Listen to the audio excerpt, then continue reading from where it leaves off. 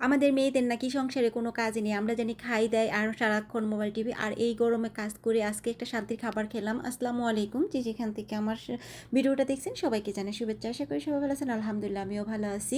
তো জামাই যখন বলে তোমাদের মেয়েরা তো সংসারে কী কাজ করো? সারাদিন খাও দাও আর মোবাইল টিপো আর একটু রান্না করো। এটাই তোমাদের কাজ। তো এইটা যদি আমাদের কাজ হয়, ঘুম থেকে সকালবেলা উঠে হাজবেন্ড কী খাবে ওইটা রেডি করতে হয়, ছেলে কী খাবে ওইটা রেডি করতে হয়, নিজে কী খাবো ওইটা রেডি করতে হয়।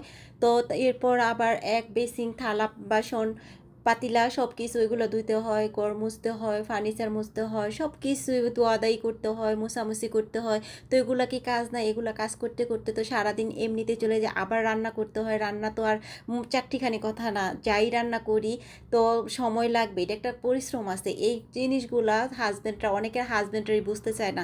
আমরা একটু সময় পাইলে যদি একটু ফ্রি অবস্থায় একটু মোবাইলটা ধরে তখনই হাজব্যান্ডরা বলে যে তোমরা কি কাজ করো সারাদিন, তোমাদের কোনো কাজ নেই, তোমরা খাও দাও একটু রান্না করো আর সময় পেলে মোবাইল হাতে নিয়ে বসে থাকো।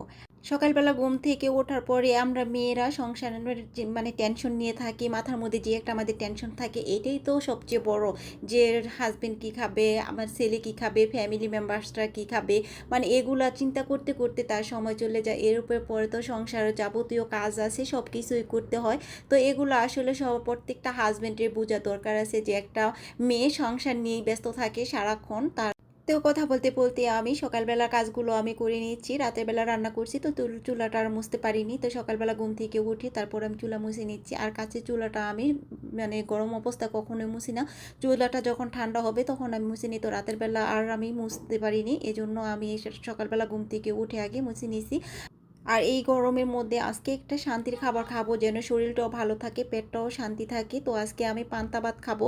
তো পান্তা ভাত আজকে ডিম ভাজি দিয়ে খাবো। আর অনেক দিন পরেই পান্তা ভাত খাচ্ছি কারণ আজকে প্রচুর গরম পড়ছে এইখানে আমাদের ফিলিপাইনে প্রচুর গরম। তো ভাবলাম যে একটু পান্তা ভাত খাই, পান্তা ভাত খেয়ে দেখি। তো আলহামদুলিল্লাহ পান্তা ভাত খাওয়ার পরে আমার শরীরটা খুবই ভালো লাগছে।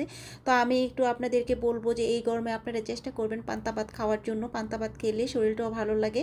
তো এই তো আমি ফ্রিজ থেকে নারকেল বের করে নিয়েছি। এটা হচ্ছে কচি নারকেল। আপনার ভাইয়া যখনই ডাবের পানি নিয়ে আসে তখন বলি যে আমার জন্য কচি নারকেল নিয়ে আসতে। তো এই তো ডিমটাও এখন উল্টিয়ে দিচ্ছি, এক পাশ হয়ে গেছে। আমি এখন ডিম দিয়ে তারপর পান্তা ভাত খাবো পেঁয়াজ কাঁচামরিচ দিয়ে। ডিমটা এখন নামিয়ে নিচ্ছি, পেঁয়াজ নিয়ে নিচ্ছি, কাঁচামরিচ নিয়ে নিচ্ছি। আর আজকে এতটাই মজা লাগছে পান্তা ভাতটা খেয়ে, আর আমার শরীরটা এতটাই ভালো লাগছে, একটু ঠান্ডা ঠান্ডা লাগছে। এখন প্রচুর গরম, আপনারা চেষ্টা করুন বেশি বেশি পানি খেতে, লেবু পানি খেতে। আর পান্তা ভাত খাবেন, শরীর স্বাস্থ্য দুটোটাই ভালো থাকবে। তো আজকের ভিডিওটা যদি ভালো লাগে একটু হলো তাও লাইক কমেন্ট শেয়ার করে দিবেন। আজকের ভিডিওটা এই পর্যন্তই। আবার নিয়ে আসবো পরবর্তী ভিডিও দেখার জন্য। সবাই আমার সাথেই থাকবেন। তো ভালো থাকুন, সুস্থ থাকুন, আল্লাহ হাফেজ।